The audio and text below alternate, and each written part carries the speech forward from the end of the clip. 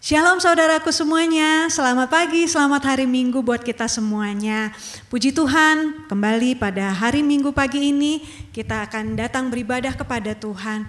Mari saudaraku sama-sama sebelum kita masuk lebih jauh lagi dalam hadirat Tuhan, kita mau sama-sama berdoa. Mari kita satu dalam doa.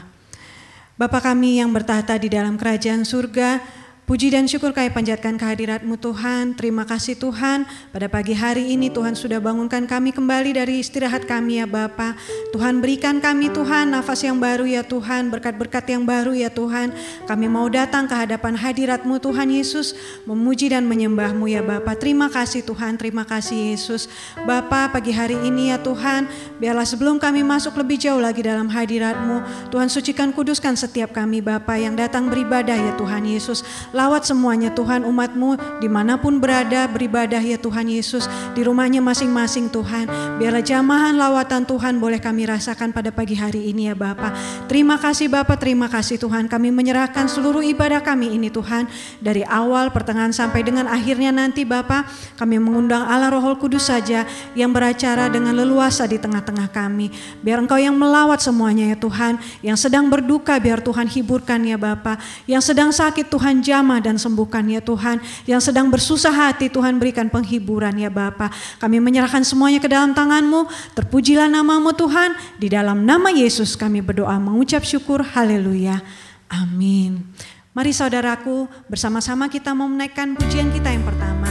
Kita katakan kepada Tuhan, saat pagi hari kami mendatang lagi ke hadapan hadirat-Mu Tuhan, menghadap Tuhan dan merendahkan diri kami.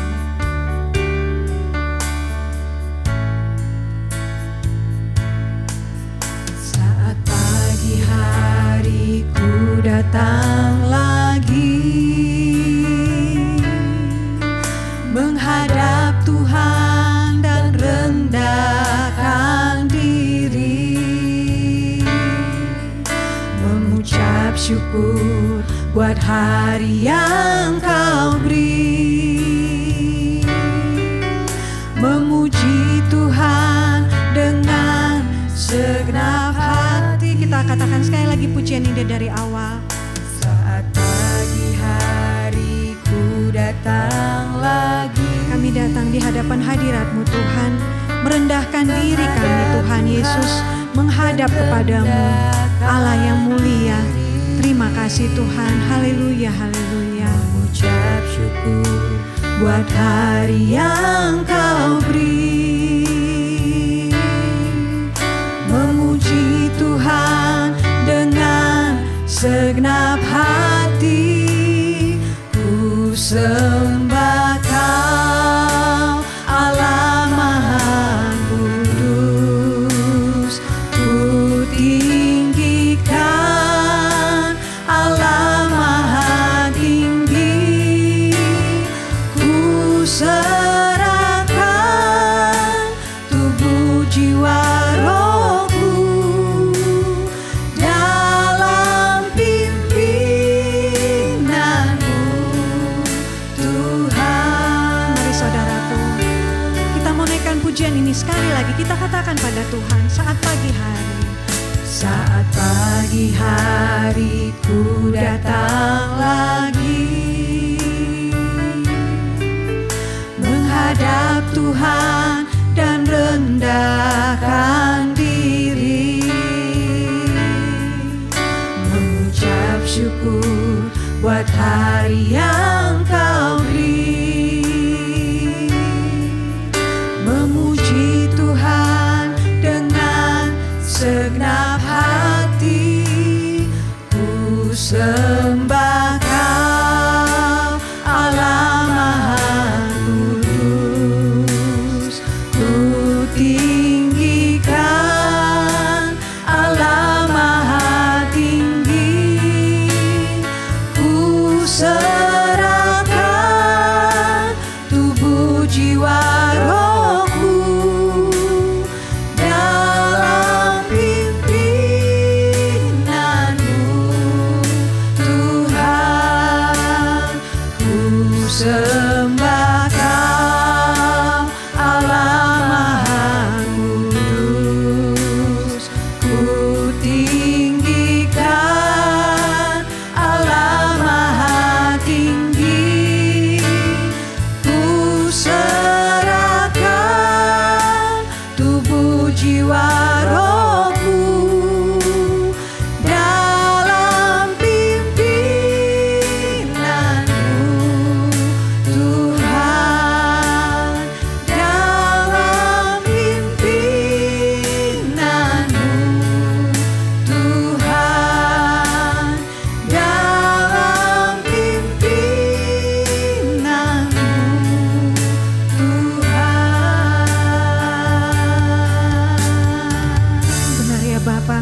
Pagi hari ini Tuhan, kami rindu bersekutu dengan-Mu lebih lagi ya Bapa.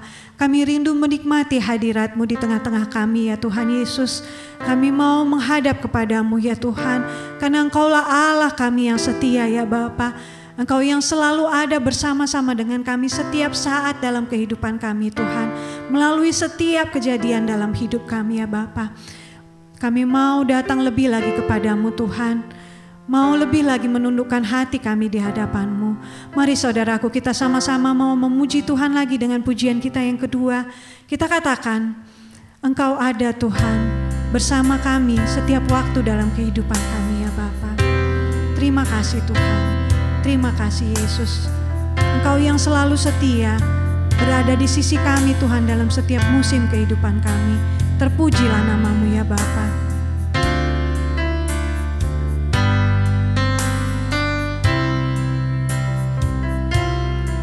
Mari saudaraku sama-sama kita katakan, Engkau ada. Engkau ada bersamaku di setiap musim hidupku. Tak pernah Kau biarkan sendiri, kekuatan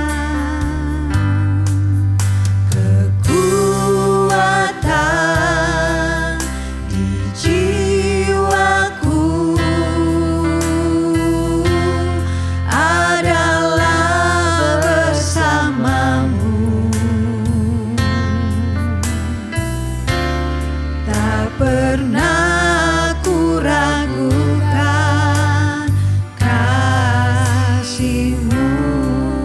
sama-sama katakan pada Tuhan, bersama-Mu Bapa. Bersama-Mu Bapa, ku lewati semua perkenanan-Mu ya. Teguhkan hatiku, Engkau yang bertindak, memberi pertolongan, anugerah-Mu besar melimpah bagiku. Sama-sama kita naikkan pujian ini sekali lagi, katakan pada Tuhan, Engkau ada bersamaku ya Bapa. Engkau ada di setiap musim kehidupan kami ya Tuhan. Terima kasih Tuhan Yesus. Di setiap musim hidupku, tidak pernah Engkau membiarkan kami sendirian ya Tuhan. Tak pernah Kau biarkan ku sendiri. Katakan pada Tuhan, kekuatan di hidupku ya Tuhan adalah Engkau ya Bapa. Kekuatan di jiwaku adalah bersama-Mu. Tak pernah ku ragukan kasih-Mu. Saya mengundang jemaat Tuhan bangkit berdiri, sama-sama kita katakan, bersama-Mu Tuhan ku lewati semua. Bersama-Mu Bapa, ku lewati semua perkenanan-Mu ya. Teguhkan hatiku,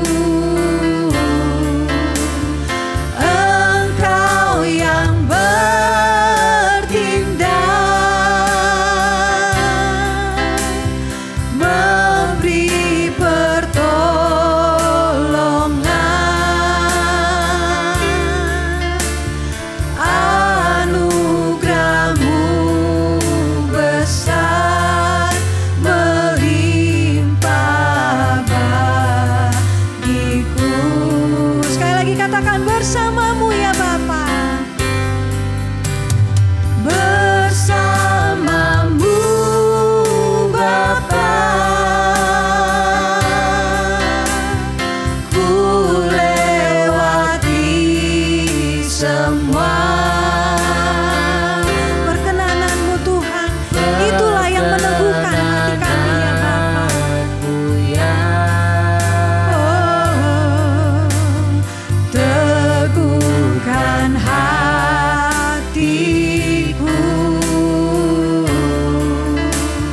Engkau yang bertindak,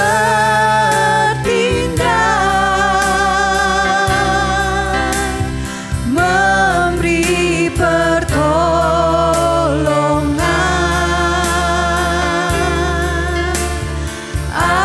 Anugerah-Mu besar, melimpah bagiku. Anugerah-Mu besar, anugerah-Mu besar, melimpah bagiku. Anugerah-Mu besar, anugerah-Mu besar, melimpah bagiku. Haleluya. Mari menyembah, naikkan syukur bagi Tuhan. Haleluya. Terima kasih ya Tuhan, anugerah-Mu besar dalam hidup kami Tuhan. Kami bersyukur, terima kasih. Kau Bapa yang setia, Kau Allah yang setia. Haleluya. Syukur bagimu Bapa, Kau yang beri kekuatan, Kau yang beri pertolongan. Terima kasih, terima kasih Tuhan. Tiada Allah yang seperti-Mu, yang luar biasa.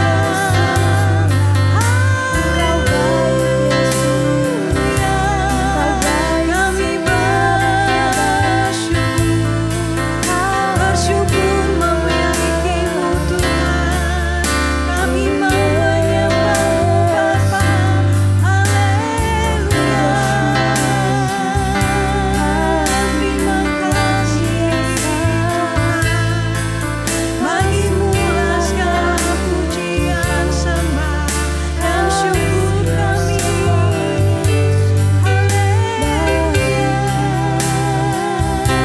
Mari saudaraku, saya mengundang semua jemaat Tuhan pada hari ini. Jangan hanya berdiam diri saja, katakan sesuatu kepada Tuhan. Mengucap syukurlah, karena Tuhan baik buat kita semua. Dia setia, Dia ajaib, Dia mulia. Dia selalu ada bagi kita. Dia selalu memperhatikan kita. Dia menjaga dan menolong kita, memberi pertolongan tepat pada waktunya. Mengucap syukurlah kepada Tuhan. Mengucap syukurlah kepada Tuhan.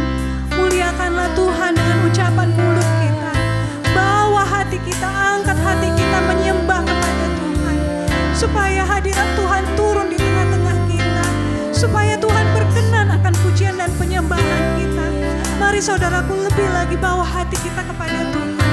Sembahlah Tuhan, sembahlah Dia. Dia layak terima pujian sembah hormat. Dia layak terima ucapan syukur kita. Dia layak menerima segala peninggian dari hidup kita. Karena Dia Tuhan yang ajaib, karena Dia Tuhan yang mulia, Dia Tuhan yang besar, Dia Tuhan yang ajaib.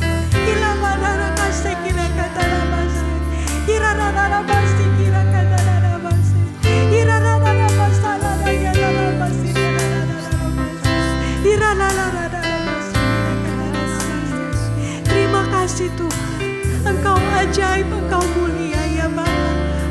bersyukur padamu ya Tuhan, karena memiliki Allah yang luar biasa seperti-Mu Bapa. Dahsyat Engkau ya Tuhan, ajaib segala pekerjaan-Mu ya Bapa. Engkau yang memiliki kuasa atas setiap kami ya Tuhan, berkuasa atas hidup kami ya Bapa. Biar kami menyembah, memuji, memuliakan nama-Mu saja Tuhan. Terpujilah nama-Mu ya Yesus. Haleluya, haleluya. Terima kasih Bapa, terima kasih ya Tuhan. Bagi-Mu sembah, hormat, pujian, kemuliaan dari selama-lamanya sampai selama-lamanya. Haleluya.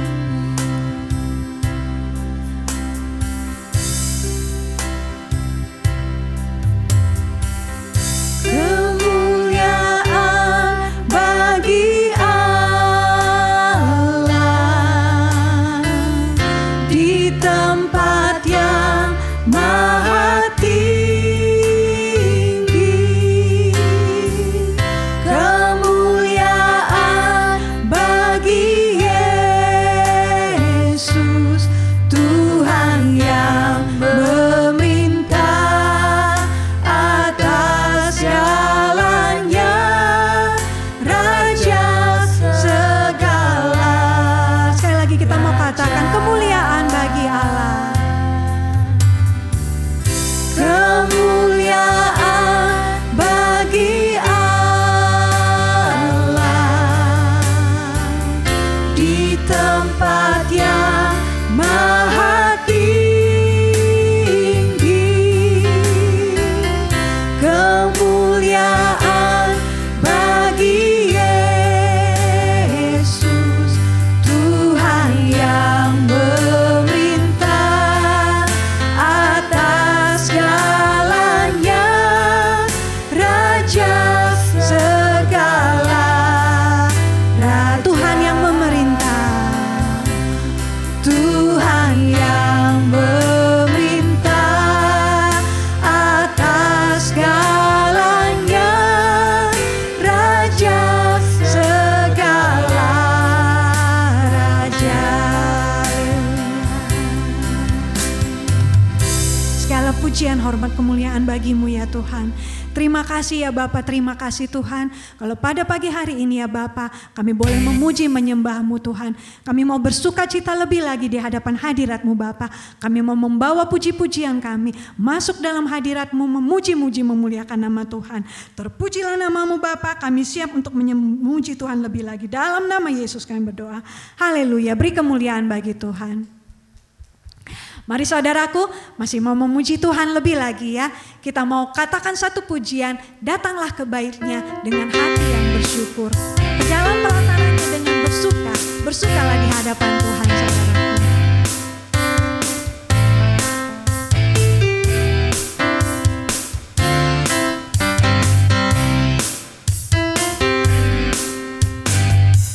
Datanglah ke baitnya dengan hati bersyukur, ke dalam pelatarannya dengan hati bersuka.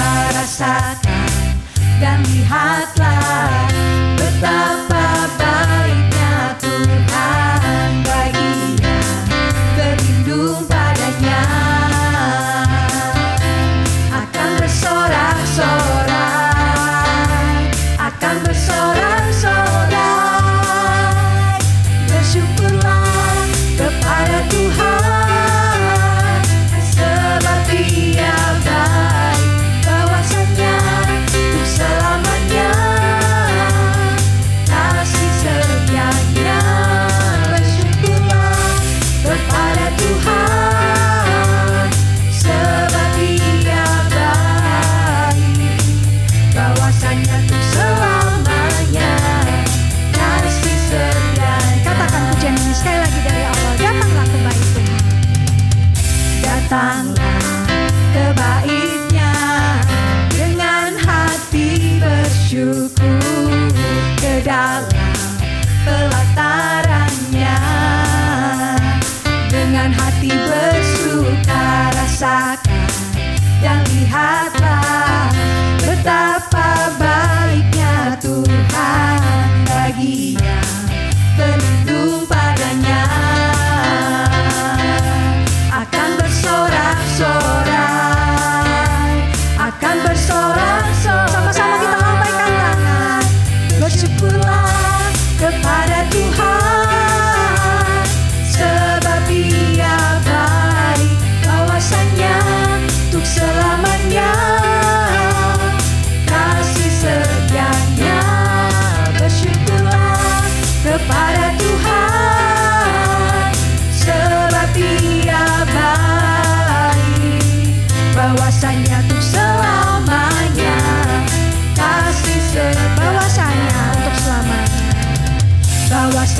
tuh selamanya.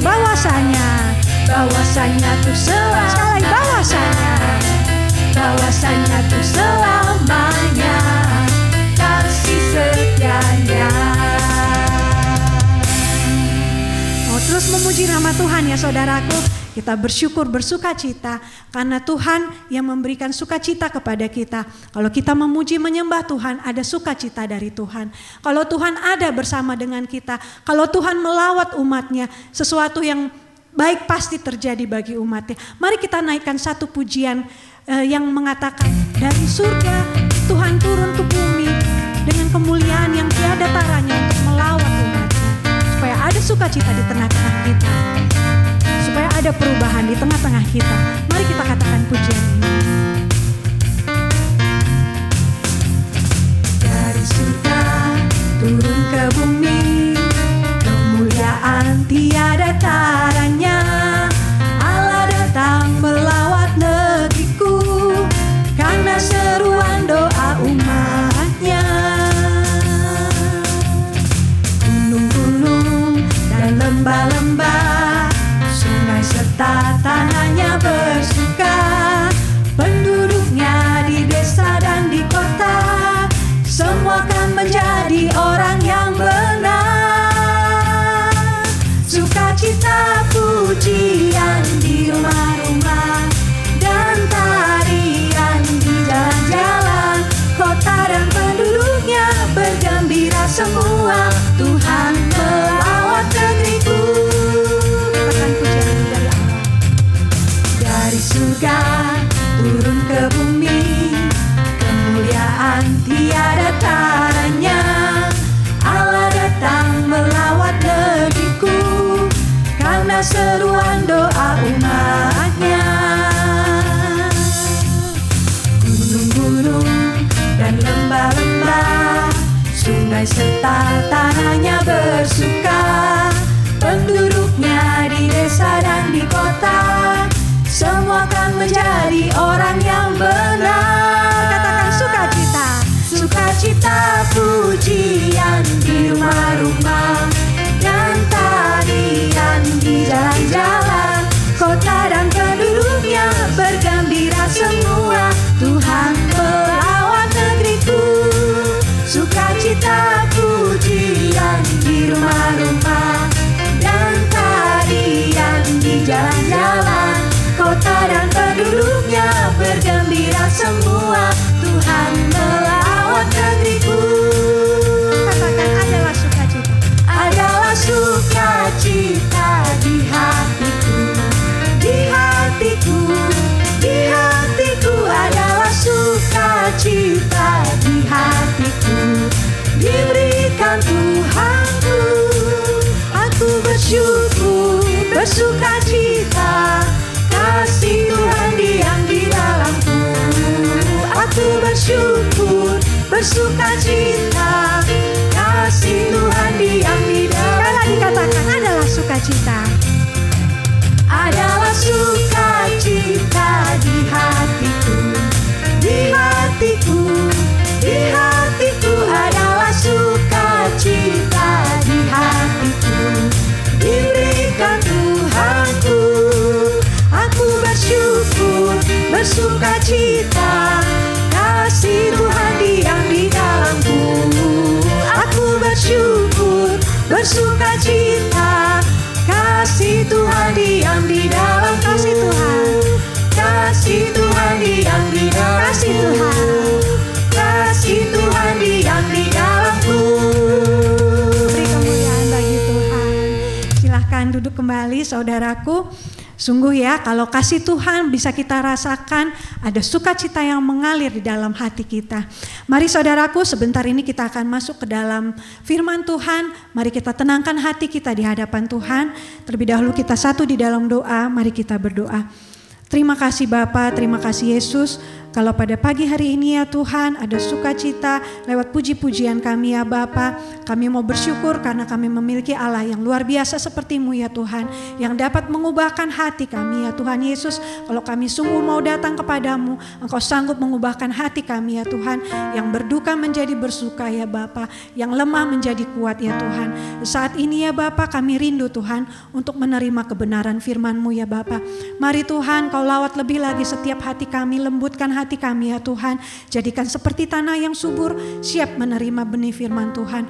Urapi hamba-Mu yang akan menyampaikan firman ya Bapa, biarlah apa yang menjadi isi hati Tuhan, yang ingin Tuhan sampaikan kepada jemaat-Mu pada pagi hari ini Tuhan, itu yang boleh disampaikannya melalui firman pada pagi hari ini ya Bapa. Terima kasih Tuhan, dalam nama Yesus kami berdoa mengucap syukur, haleluya, amin. Mari saudaraku kita sambut firman Tuhan, kita katakan pujian, penuhi sekarang, penuhilah hidupku ya Tuhan.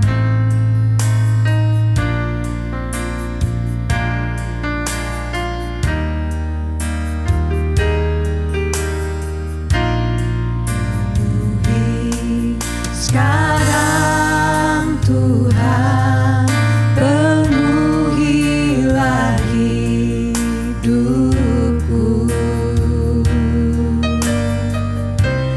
Hatiku bagai tanah gersang, merindukan jamahan Roh Suci. Hidupku bagai bejana, ku bawa ke sungai-Mu Tuhan. Ingin ku rebut kesejukan air hidup. Saya mengundang jemaat Tuhan, sama-sama kita bangkit berdiri, kita katakan, penuhi aku sekarang Tuhan. Penuhi aku sekarang, penuhilah hidupku.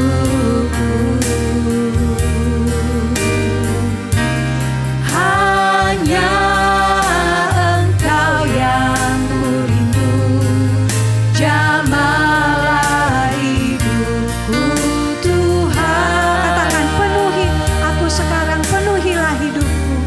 Penuhi aku sekarang, penuhilah hidupku.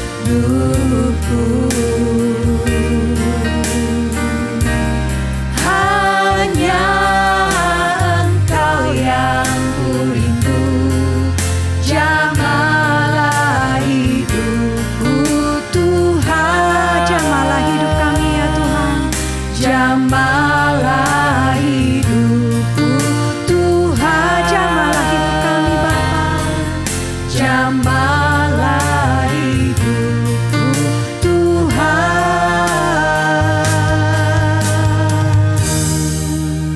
Kepada hambanya kami persilahkan. Ya, mari kita berdoa.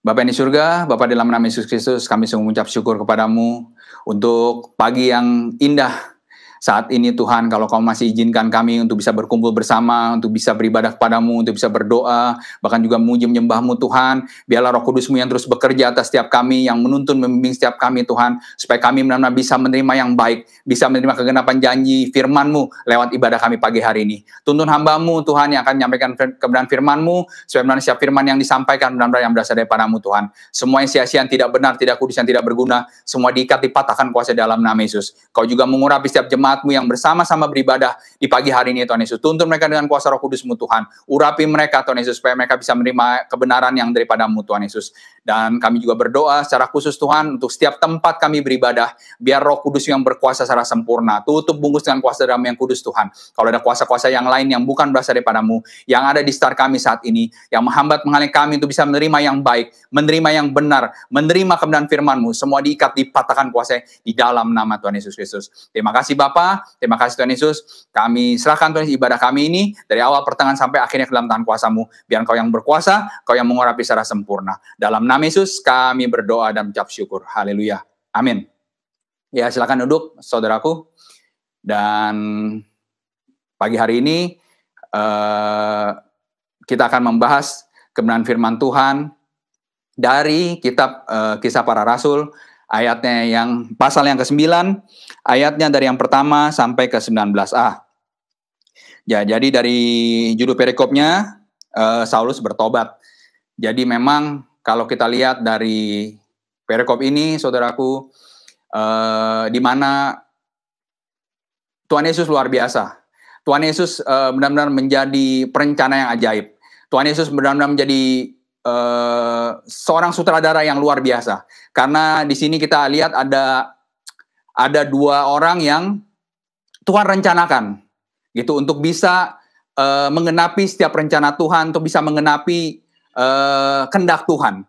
Gitu. Jadi ada yang pertama Saulus, yang kedua dari Ananias. Gitu. Jadi dari perikop ini memang dari awal Tuhan bekerja luar biasa. Tuhan merencanakan yang ajaib untuk kedua orang ini. Jadi kita sama-sama belajar, saudaraku, lewat kebenaran firman pagi ini. Dan kita saya akan bacakan untuk saudaraku sekalian.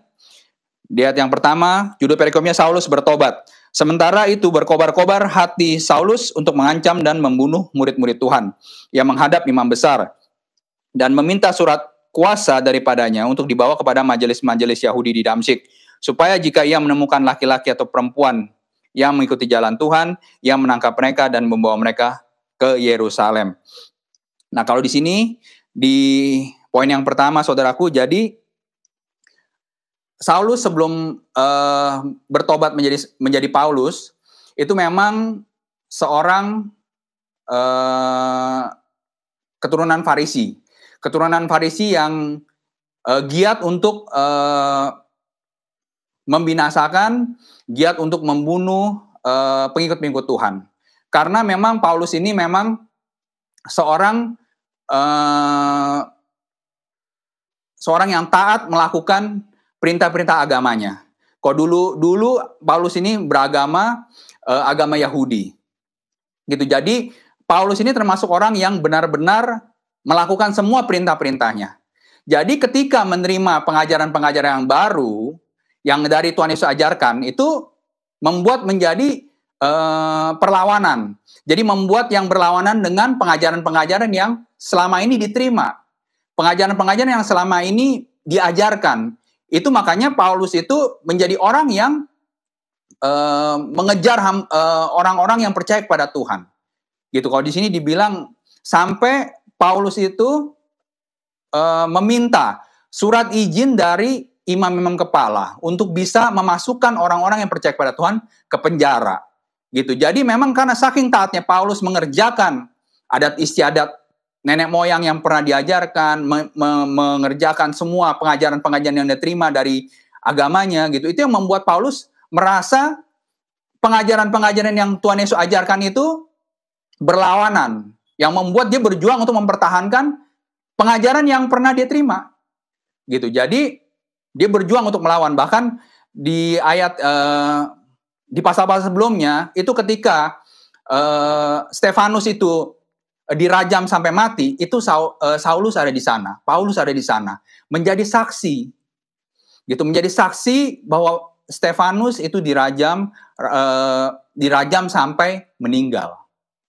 Gitu. Jadi Paulus itu memang benar-benar karena ketidakmengertiannya akan kebenaran yang sebenarnya membuat terus berjuang dengan kekuatannya untuk bisa membinasakan orang-orang yang percaya kepada Tuhan. Gitu. Jadi karena ketidakmengertiannya itu, gitu, maka dia berjuang untuk melakukan kebenaran menurut yang dia anggap benar. Gitu. Jadi untuk kita bisa menerima kebenaran yang sejati, itu memang dasar pertamanya itu memang kita harus benar. Jadi dasar kehidupan kita, dasar pelayanan kita, itu semua memang harus yang benar. Itu baru yang membuat kita itu bisa melakukan yang benar. Karena kalau di dalam kita itu, dasar kita itu masih belum benar, itu nanti yang kita kerjakan pun sebenarnya tidak benar. Contohnya seperti Paulus ini, ketika masih bernama Saulus. Itu yang yang Paulus mengerti itu kebenaran yang menurut Saulus itu benar. Menurut Paulus itu benar ya seperti itu, mempertahankan yang dia tahu. Tapi dengan cara membunuh, dengan cara membinasakan orang lain. Yang secara kebenarannya ya jelas salah karena membunuh orang. Membinasakan orang. Tapi karena ketidakmengertiannya, Saulus menganggap itu sebuah hal yang benar. Jadi poin yang pertama di sini gitu. Dasar hidup kita itu harus yang benar. Itu makanya kenapa kalau dalam agama Kristen itu tidak melihat lagi yang di depan, tidak melihat lagi yang di luar. Itu kalau dalam agama Kristen. Agama Kristen itu benar-benar yang diperbaiki itu semua yang di dalam. Jadi yang tidak kelihatan secara dunia itu yang diperbaiki. Gitu. Jadi secara rohaninya itu yang diperbaiki. Karena begitu rohaninya itu baik, maka keluarnya tindakannya juga pasti baik. Gitu. Makanya banyak kebiasaan-kebiasaan kita mungkin, cara hidup kita yang tidak baik, itu yang memang diperbaiki. Terutama ketika Tuhan Yesus datang. Tuhan Yesus datang itu bukan untuk meniadakan hukum Taurat. Tapi Tuhan Yesus datang itu untuk menggenapi hukum Taurat itu. Jadi Tuhan Yesus datang itu benar-benar memperlengkapi hukum Taurat itu menjadi yang lebih sempurna. Tapi memang untuk bisa mengerjakan hukum Taurat itu memang setiap manusia memang sebenarnya tidak bisa. Tetapi ketika kita diberikan Roh Kudusnya, Rohnya Tuhan diberikan pada kita, itu yang membuat kita bisa mengerjakan. Gitu, karena memang tanpa kuasa Roh Kudus kita akan sulit untuk bisa melakukan hukum Taurat. Karena ketika hukum Taurat itu diberikan malah membuat manusia itu jatuh dalam dosa.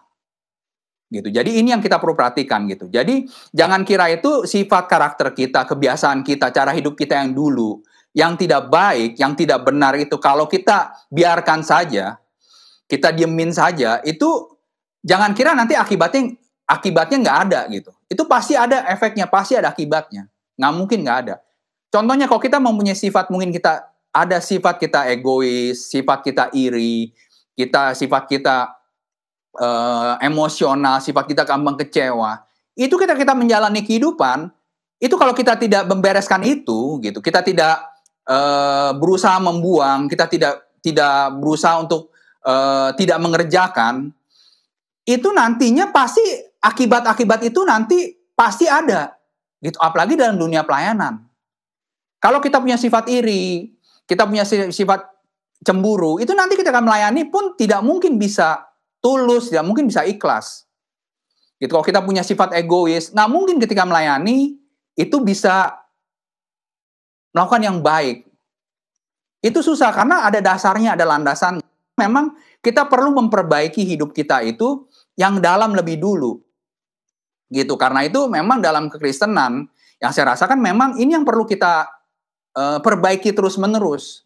Karena mungkin dengan landasan yang sejak dari kecil mungkin kita sudah melakukan hal-hal yang tidak baik ini, belum lagi ada landasan keturunan juga gitu ya. Itu nggak segampang itu memang kita langsung seperti membalikan telapak tangan. Itu ada proses-proses yang perlu dijalankan sampai benar sifat-sifat karakter kita ini itu benar-benar bisa lepas, gitu, benar-benar bisa berubah. Gitu. Contoh misalkan orang yang sifatnya itu mungkin cenderung munafik, cenderung nggak enak, gitu ya, mungkin nggak berani ngomong karena nggak enak, seperti itu nanti lama-lama itu pasti ada akibat-akibatnya gitu dari perbuatan-perbuatannya itu, gitu, yang mungkin harus mengatakan, mungkin harusnya mengatakan yang jujur, ini nggak karena nggak enak nggak berani ngomong, gitu, tapi akhirnya ada konsekuensi yang harus dijalani akibat itu, gitu. Jadi itu poin yang pertama itu sifat-sifat kita, dasar hidup kita, dasar pelayanan kita itu memang harus yang benar.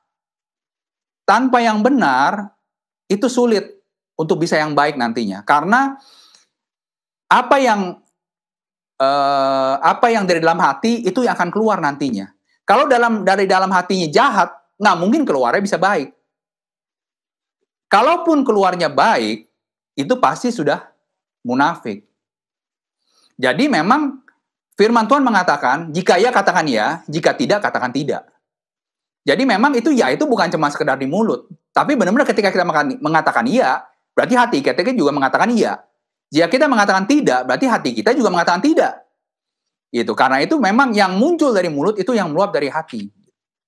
Ini poin yang pertama gitu. Jadi dasar hidup kita itu harus kebenaran supaya keluarnya bisa baik.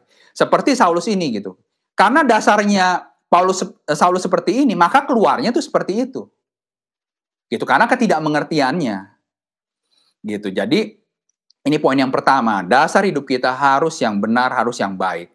Kalau kita merasa ada sifat-sifat kita, karakter kita mungkin yang masih tidak baik atau kurang baik, ya kita berjuang. Kita berjuang untuk bisa melepaskan itu, untuk bisa merubah segala sifat karakter kita. Dan memang yang saya rasakan, ketika kita sungguh-sungguh datang sama Tuhan, kita dilayani pelepasan, itu yang membuat memang perubahan yang drastis menurut saya. Apalagi kalau kita benar-benar sungguh-sungguh kita mau datang kepada Tuhan, kita sungguh-sungguh mau beribadah kepada Tuhan, itu ketika dilepaskan itu memang benar-benar yang membuat berubah. Kadang memang itu sifat karakter kita yang tidak baik itu bisa berubah 180 derajat. Itu berbalik benar-benar. Gitu. Jadi itu yang membuat juga banyak perubahan ketika kita dilayani pelepasan. Ya, jadi ini poin yang pertama, saudaraku. Jadi dasar hidup kita harus yang benar supaya bisa keluar tindakannya juga yang benar. Karena tanpa dasar yang benar, nggak mungkin keluarnya itu bisa benar. Ya, ini poin yang pertama, saudaraku. Lalu di poin yang kedua kita lanjutkan. Ayat yang ketiga ya, saudaraku. Dalam perjalanannya ke Damsyik, ketika ia sudah dekat kota itu, tiba-tiba cahaya memancar dari langit mengelilingi dia. Ia rebah ke tanah dan kedengaranlah olehnya suatu suara yang berkata kepadanya, Saulus, Saulus, mengapakah engkau menganiaya aku? Jawab Saulus, siapakah engkau, Tuhan? Katanya, akulah Yesus yang kau aniaya itu. Tetapi bangunlah dan pergilah ke dalam kota. Di sana akan dikatakan kepadamu apa yang harus kau perbuat. Maka terbangun-bangunlah teman-temannya seperjalanan, karena mereka memang mendengar suara itu, tapi tidak melihat seorang juga pun. Gitu. Jadi ini yang selanjutnya, saudaraku. Ketika dalam perjalanan ke Damsyik, Tuhan menghampiri Saulus. Gitu. Dan di sini dibilang Saulus berkata, siapakah engkau, Tuhan? Nah, di sini Saulus yang boleh dibilang awalnya tidak mengenal Tuhan, tapi ketika Tuhan menghampiri, Saulus mengenali kalau itu Tuhan. Gitu. Jadi saya percaya, saudaraku, ketika orang yang sungguh-sungguh berjuang untuk mencari Tuhan, ya kalau di sini kan Saulus itu saking dia berjuang ya, dia mempertahankan pengajaran yang dia terima, yang dia tahu sebelumnya. Itu sampai dia membunuh orang, membinasakan orang. Itu menjadi hal yang wajar bagi dia karena dia mempertahankan pengajaran yang dia tahu, pengajaran yang dia terima. Agama yang dulu dia anut. Bahkan dia memelihara adat istiadat nenek moyangnya. Gitu. Jadi makanya ketika menerima pengajaran Tuhan Yesus, dia marah dan dia secara frontal melawan. Tapi ketika dia dihampiri oleh Tuhan, itu langsung dia mengerti, oh ini Tuhan yang datang. Jadi Tuhan itu melihat hati. Gitu. Dan Tuhan itu ketika menghampiri, Tuhan itu tidak pernah melihat, tidak memandang orang. Kan di sini ketika Tuhan datang, Paulus langsung mengerti, Paulus langsung tahu. Gitu. Jadi ketika kita sungguh-sungguh di hadapan Tuhan, ketika kita sungguh-sungguh mencari Tuhan dalam hidup kita, meskipun caranya salah, meskipun awalnya itu mungkin tidak benar seperti Saulus ini, saudaraku. Saulus ini saya percaya, kalau dia sampai berani berjuang untuk agama yang dipercayai, itu artinya dia sungguh-sungguh di dalam Tuhan. Karena itu pengajaran yang menurut dia itu yang benar. Makanya dia berjuang untuk melakukannya itu. Sampai membunuh, sampai membinasakan. Itu. Jadi Tuhan melihat hatinya. Saya percaya itu hatinya itu sebenarnya sungguh-sungguh mencari Tuhan.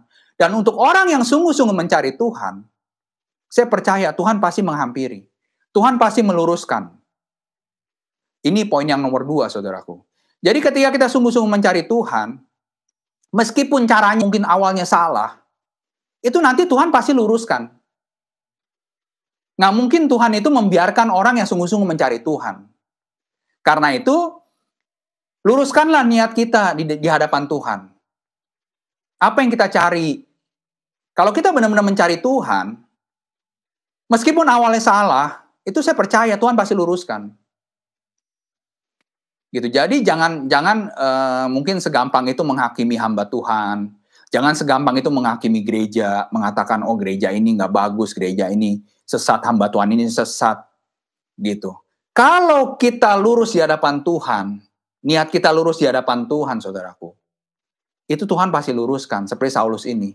Mungkin dari kita belum ada yang sampai membunuh, sampai membinasakan orang, menangkap orang-orang untuk memaksa masuk penjara. Saya rasa belum ada yang seperti itu.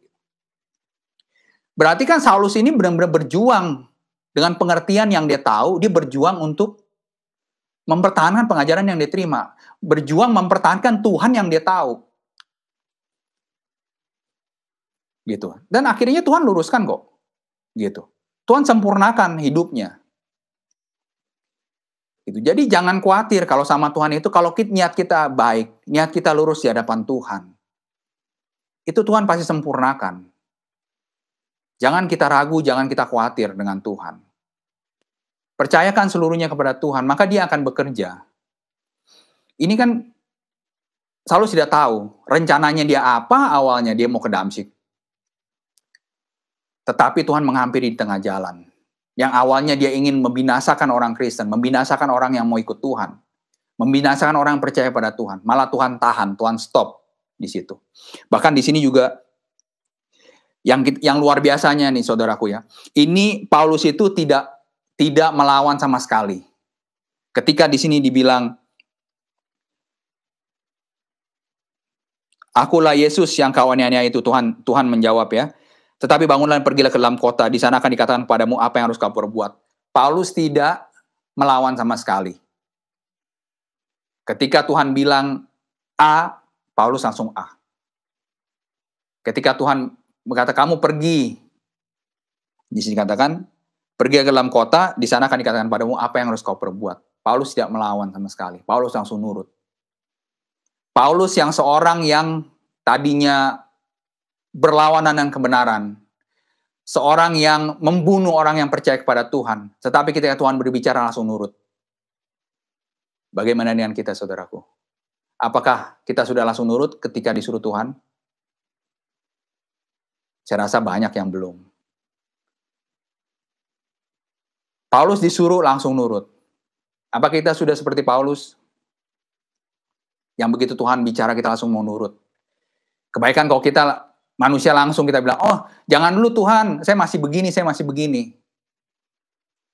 masih harus begini dulu, masih begini dulu.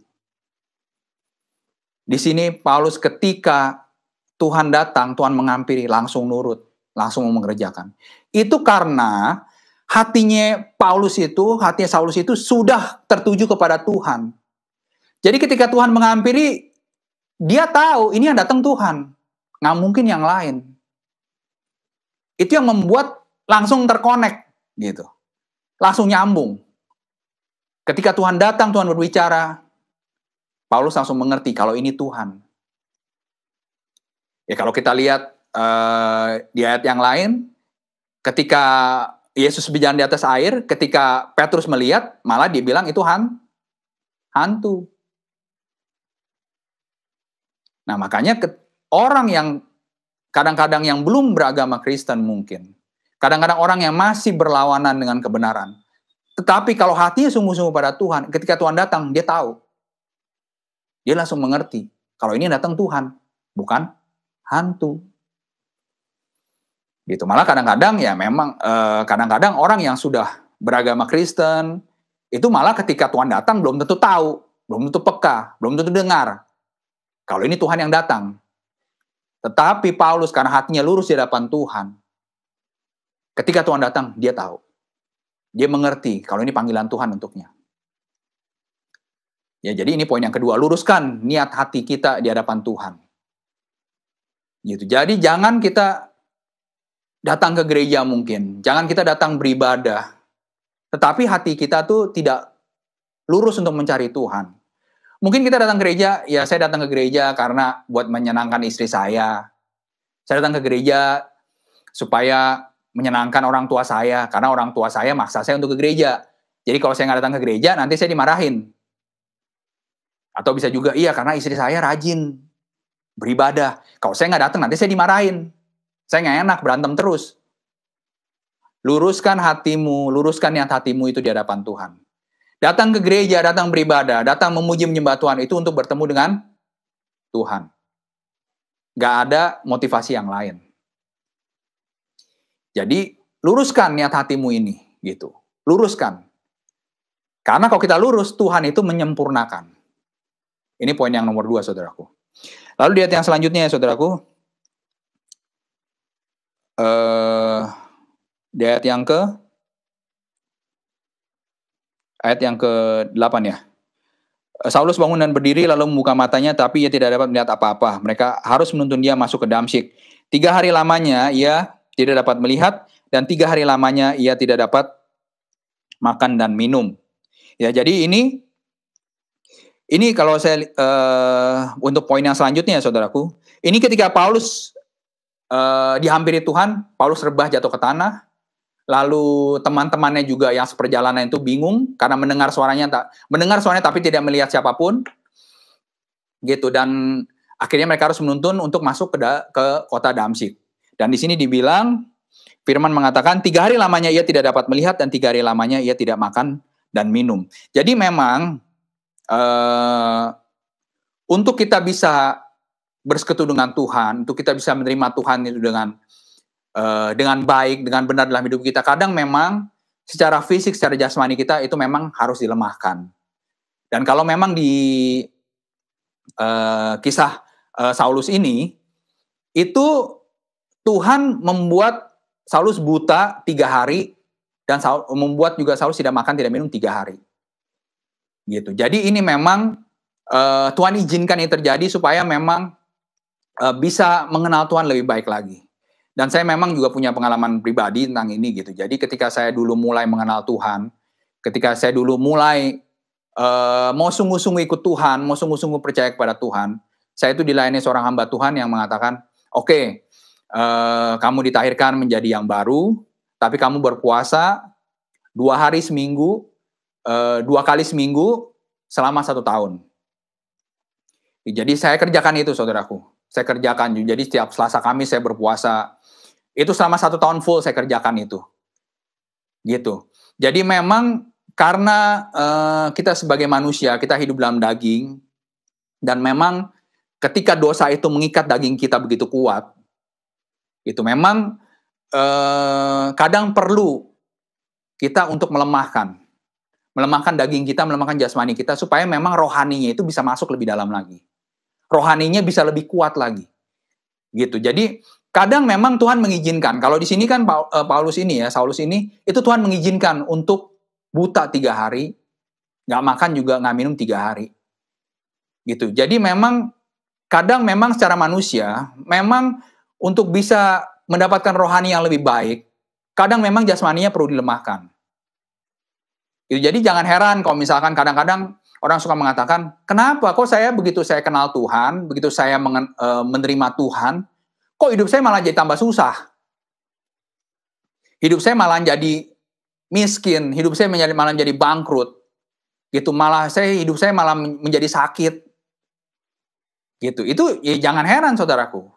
Karena kadang-kadang memang Tuhan mengizinkan untuk melemahkan jasmani kita supaya rohaninya bisa lebih kuat. Atau memang seperti saya waktu itu, saya memang sengaja untuk melemahkan jasmani saya dengan saya berpuasa. Gitu, dengan melemahnya jasmani akhirnya menguatkan secara rohani. Gitu. Jadi itu yang Tuhan izinkan juga, gitu. Makanya jangan heran kadang-kadang itu memang ketika menerima Tuhan itu banyak masalah, banyak problem yang dialami, banyak problem yang membelenggu kita gitu. Karena kadang-kadang memang untuk bisa menerima kebenaran Tuhan, untuk bisa mendapatkan rohani yang baik, itu memang kadang-kadang jasmaninya manusia itu memang harus dilemahkan. Gitu. Karena kadang-kadang kalau jasmaninya terlalu kuat, itu memang susah untuk bisa mendapatkan rohani yang baik, untuk bisa menggemukkan rohaninya, untuk bisa membesarkan rohaninya itu memang susah. Karena jasmaninya terlalu kuat. Gitu. Makanya Tuhan mengizinkan kadang orang mengalami masalah, orang mengalami sakit penyakit, orang mengalami kebangkrutan, orang mengalami kesusahan, orang mengalami kemiskinan. Itu memang Tuhan izinkan supaya memang rohaninya bisa dibentuk. Rohaninya bisa bertambah, rohaninya bisa berkembang. Itu memang Tuhan mengizinkan seperti Paulus ini. Jadi begitu Paulus ini menerima kebenaran Tuhan dan dia mau melakukan, itu fisiknya dilemahkan oleh Tuhan. Supaya memang bisa menerima yang baik gitu, menerima yang benar yang dari Tuhan gitu. Karena kalau kuat itu memang susah gitu. Manusia itu memang cenderung ketika punya kekuatan, ketika punya power, ketika punya kekuasaan, itu memang susah untuk bisa dibentuk. Susah untuk bisa menerima yang benar. Sulit untuk bisa menerima kebenaran firman Tuhan, sulit. Gitu. Karena secara jasmaninya kuat.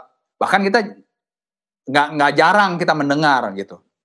Istilahnya yang ke gereja, yang beribadah itu untuk orang-orang yang miskin, untuk orang-orang yang susah aja, untuk orang-orang yang bodoh, itu orang yang ke gereja. Kalau saya pinter, gitu kan kita sering banyak dengar kesaksian kayak gitu. Gitu. Kalau saya ini pinter, saya juga kaya, gitu. Saya juga sarjana, saya S2, lulusan S2 gitu. Jadi ya saya nggak perlu ke Tuhan lah. Gitu, karena saya mampu, saya bisa gitu. Saya nggak usah datang ke Tuhan lah, karena saya secara dunia saya kuat, saya mampu gitu. Apalagi kadang-kadang orang kaya juga sama gitu. Saya orang kaya, saya bisa beli apa aja, saya mampu untuk melakukan apa aja gitu. Jadi saya nggak perlu ke Tuhan lah, yang ke Tuhan untuk orang-orang yang susah aja. Itu saya pernah berapa kali mendengar langsung gitu, yang orang-orang seperti itu. Makanya ketika Tuhan mau masuk, ketika seperti di sini Tuhan memanggil Paulus, ya, Tuhan memanggil Paulus itu dilemahkan fisiknya supaya memang bisa nunduk, bisa nurut, gitu. Jadi ketika Tuhan menyatakan, Tuhan berbicara, itu bisa diterima. Kalau enggak ya susah. Kita mau kalau orang yang dalam keadaan baik semua, mungkin keluarganya baik, keuangannya baik, pekerjaannya bagus, susah untuk bisa menerima kebenaran Tuhan, susah. Mana mau gitu. Itu yang saya saksikan tadi gitu. Banyak saya sudah mendengar hal-hal seperti itu gitu. Gitu. Jadi ini poin yang selanjutnya ya, poin yang ketiga. Jadi ketika kita menerima kebenaran firman Tuhan, itu jasmani kita memang harus lemah posisinya. Kalau kuat susah untuk bisa menerima kebenaran firman Tuhan. Makanya bisa Tuhan izinkan untuk dilemahkan atau memang kita melemahkan sendiri dengan cara berpuasa tadi. Karena kalau kita melakukan puasa, itu puasa kita menjaga diri, menjaga hati, menjaga pikiran juga. Bukan hanya menjaga tidak makan, tidak minum, tapi juga kita menjaga hati, gitu. Karena firman lain juga mengatakan gitu, berpuasa itu bukan hanya berpuasa tidak makan dan minum, tapi masih masih melakukan tindakan-tindakan yang mengumbar hawa nafsu kita, kita masih marah-marah, masih emosi gitu. Itu sama aja sebenarnya bukan puasa, saudaraku. Gitu, cuman nggak makan nggak minum aja. Tapi kan kita harus mengontrol juga secara emosi, secara psikologi kita harus kontrol ketika berpuasa. Makanya itu memang sekarang gini, kalau orang nggak makan nggak minum, posisinya lemah atau kuat? Pasti lemah dong, namanya nggak makan nggak minum. Makanya harusnya kalau orang yang berpuasa, itu harusnya memang, kalau kita lemah, kita lagi keadaan lemes, nggak makan, nggak minum gitu, saya rasa sulit ya untuk marah-marah ya. Ya bener kan? Kayaknya sulit untuk marah-marah sebenarnya. Tapi ada juga meskipun ya lagi puasa posisinya, tapi tetap aja marah jalan terus, emosi jalan terus gitu, caci maki jalan terus, itu ya ada juga gitu. Tapi sih sebenarnya itu nggak sempurna juga puasanya. Karena kalau ketika kita berpuasa, kita memang harus mengontrol semua. Itu artinya memang kita melemahkan diri di hadapan Tuhan. Kita berpuasa itu. Supaya benar-benar Tuhan itu bisa bekerja lebih bebas lagi dalam hidup kita. Kalau kita berpuasa pasti ada dong yang kita puasakan istilahnya. Pasti ada dong. Mungkin kita berpuasa mungkin untuk pekerjaan, kita berpuasa untuk pelayanan, kita berpuasa untuk pertobatan. Itu pasti ada yang kita mau puasakan gitu. Dan kenapa kita berpuasa? Artinya kita melemahkan diri kan. Artinya supaya Tuhan tuh bisa bekerja lebih bebas lagi. Kita melemahkan diri kita, melemahkan jasmani kita gitu. Sehingga rohani kita bisa tumbuh, bisa berkembang. Karena roh itu penurut, daging itu lemah. Jadi kita harus berjuang untuk terus memasukkan yang bersifat rohani dalam hidup kita.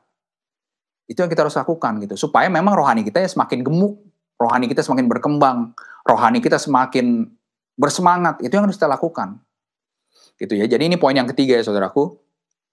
Memang untuk bisa menerima yang lebih baik dari Tuhan, untuk bisa memperbaiki kehidupan rohani kita harus melemahkan diri. Atau memang Tuhan memang mengizinkan gitu untuk dilemahkan, atau kita melemahkan diri kita sendiri juga dengan berpuasa. Lalu di ayat yang selanjutnya saudaraku, ayat yang ke-10, di Damsyik ada seorang murid Tuhan bernama Ananias. Firman Tuhan kepadanya dalam suatu penglihatan, Ananias, jawabnya, ini aku Tuhan. Firman Tuhan, mari, pergilah ke jalan yang bernama Jalan Lurus, dan carilah di rumah Yudas seorang dari Tarsus yang bernama Saulus. Ia sekarang berdoa, dan dalam suatu penglihatan ia melihat bahwa seorang yang bernama Ananias masuk ke dalam dan menumpangkan tangannya ke atasnya, supaya ia dapat melihat lagi. Jawab Ananias, Tuhan, dari banyak orang telah kudengar tentang orang itu, betapa banyaknya kejahatan yang dilakukannya terhadap orang-orang kudus-Mu di Yerusalem. Dan ia datang kemari dengan kuasa penuh dari imam-imam kepala untuk menangkap semua orang yang memanggil nama-Mu. Tetapi firman Tuhan kepadanya, pergilah, sebab orang ini adalah alat pilihan bagiku untuk memberitakan namaku kepada bangsa-bangsa lain, serta raja-raja dan orang-orang Israel. Aku sendiri akan menunjukkan kepadanya betapa banyak penderitaan yang harus ia tanggung oleh karena namaku. Ya, ini dia poin yang selanjutnya saudaraku. Jadi Tuhan bekerja untuk orang yang mau dilayani, yaitu di dalam hal ini Paulus. Lalu Tuhan juga bekerja untuk hamba Tuhannya yang bernama Ananias. Gitu. Jadi Ananias ini Tuhan suruh untuk menghampiri Paulus. Dan ketika Tuhan pertama kali berbicara kepadanya untuk pergi ke jalan yang bernama Jalan Lurus dan carilah di rumah Yudas seorang dari Tarsus yang bernama Saulus. Ya, jadi ketika Ananias mendengar suara Tuhan itu, apa yang Ananias lakukan pertama kali saudaraku? Yang Ananias lakukan pertama kali adalah penolakan. Karena dia sudah dengar, dia sudah tahu bahwa Paulus itu datang untuk membinasakan orang-orang yang percaya kepada Tuhan. Jadi ketika pertama kali Tuhan menyampaikan ini kepada Ananias, Ananias pun sebenarnya takut. Ananias pun mengalami ketakutan untuk bisa melakukan perintah Tuhan. Gitu. Seorang hamba Tuhan, seorang murid Tuhan di sini dikatakan itu tetap mempunyai rasa takut. Gitu. Jadi meskipun seorang hamba Tuhan ketika diperhadapkan, itu kadang memang masih menghadapi hal-hal yang dilihat secara mata itu menakutkan. Gitu. Jadi, untuk menjadi seorang hamba Tuhan yang benar-benar nurut, saya rasa memang nggak gampang juga.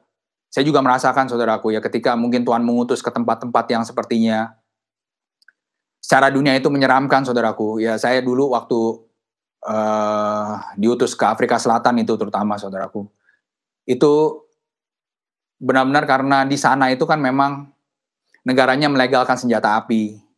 Jadi banyak pembajakan di jalan-jalan itu yang mereka membajak mobil, mereka langsung melakukan tindakan-tindakan kriminal gitu ya. Itu yang memang di Afrika Selatan memang seperti itu. Karena juga memang perbedaan yang terlalu jauh ya antara kulit hitam dengan kulit putih itu gitu. Yang memang sampai sekarang itu masih cukup dirasakan. Jadi ketika diutus suruh ke sana itu sempat dalam hati, aduh gimana ya istilahnya, ke tempat-tempat yang seperti itu gitu. Tapi ya akhirnya kita kerjakan juga gitu. Misalnya kita kerjakan, ya saya percaya aja, kita berdoa, kita percaya kalau memang Tuhan utus gitu ya, Tuhan pasti melindungi, Tuhan yang pasti menjaga.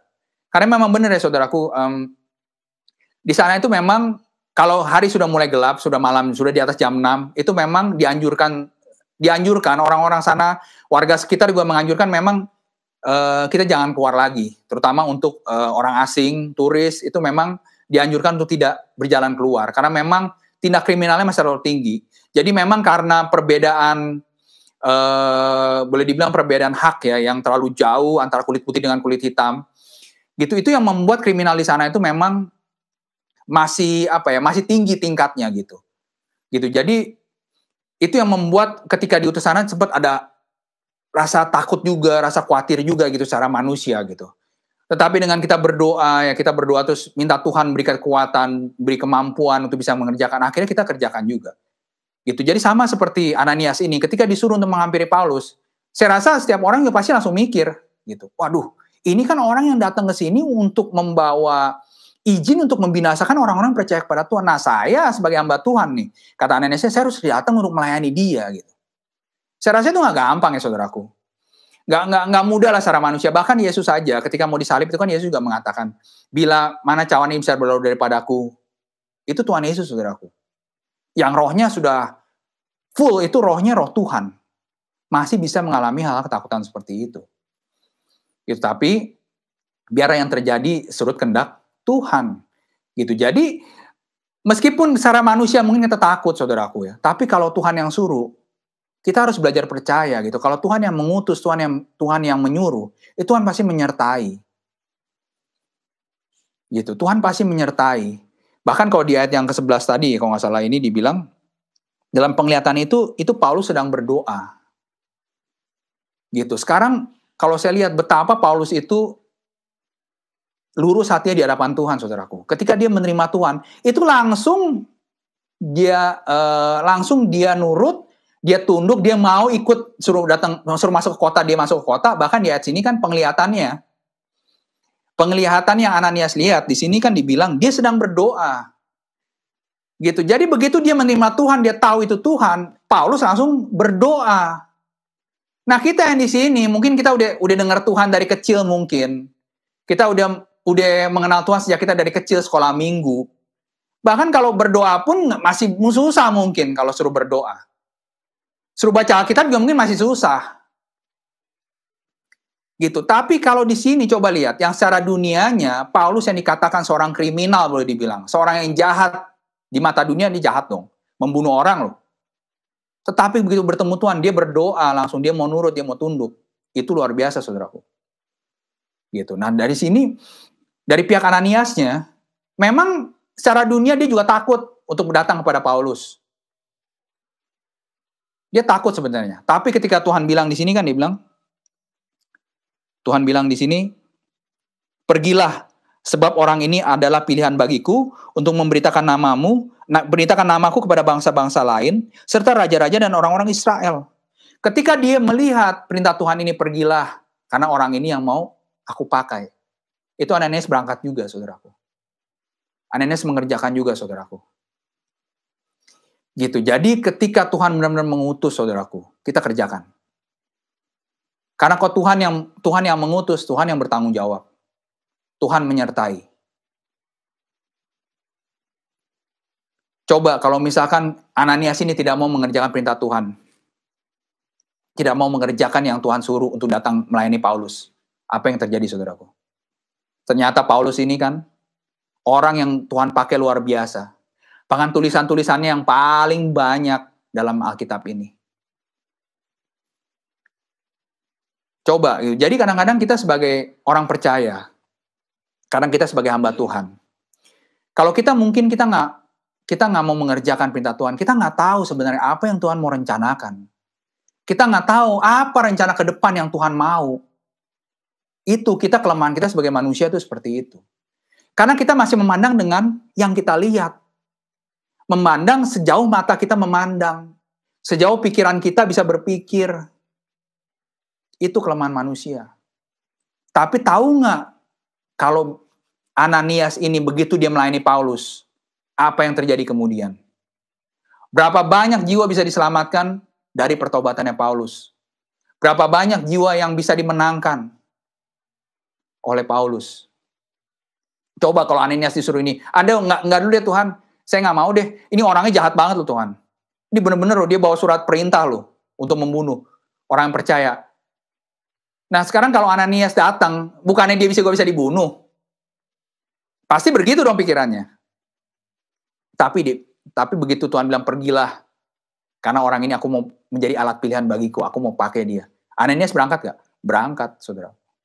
Dan apa yang terjadi, saudaraku? Ketika Paulus dilayani, Paulus berubah menjadi orang yang benar-benar dipakai Tuhan luar biasa.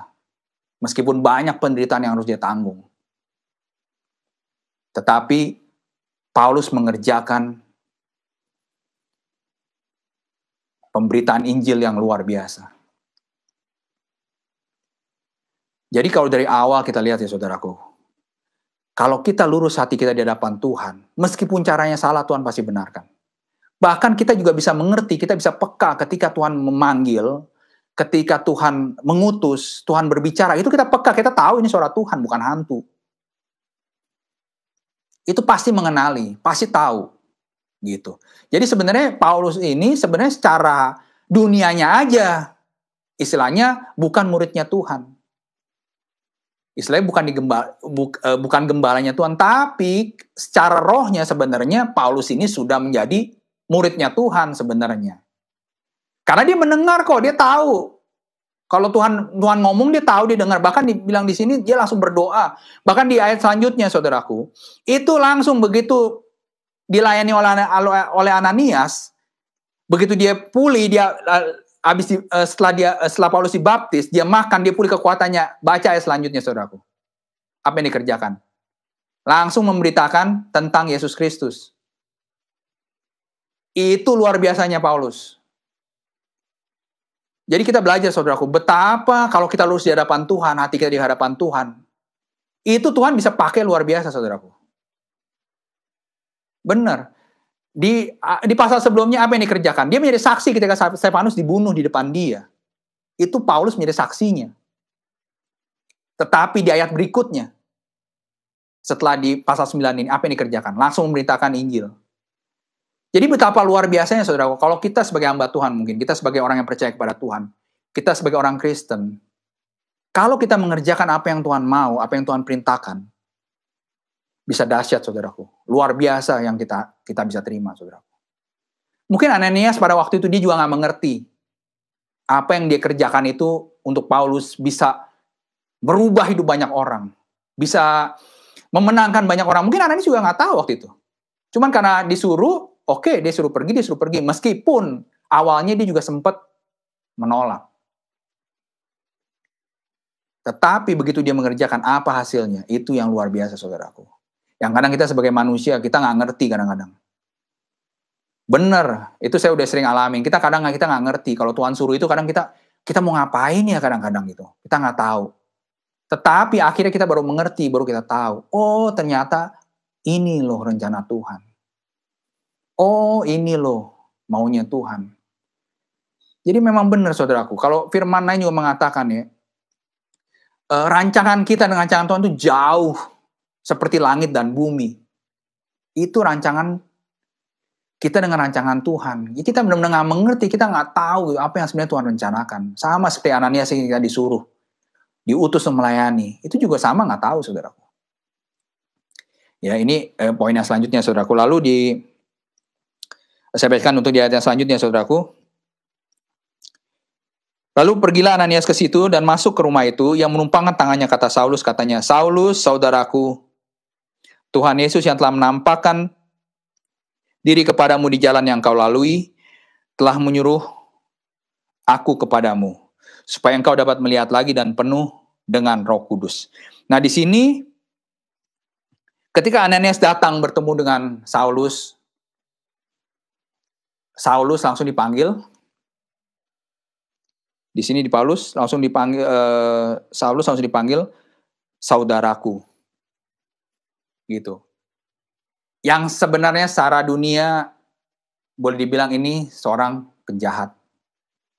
Tapi ketika Ananias datang bertemu dengan Saulus, apa yang dikatakan oleh Ananias? Saudaraku.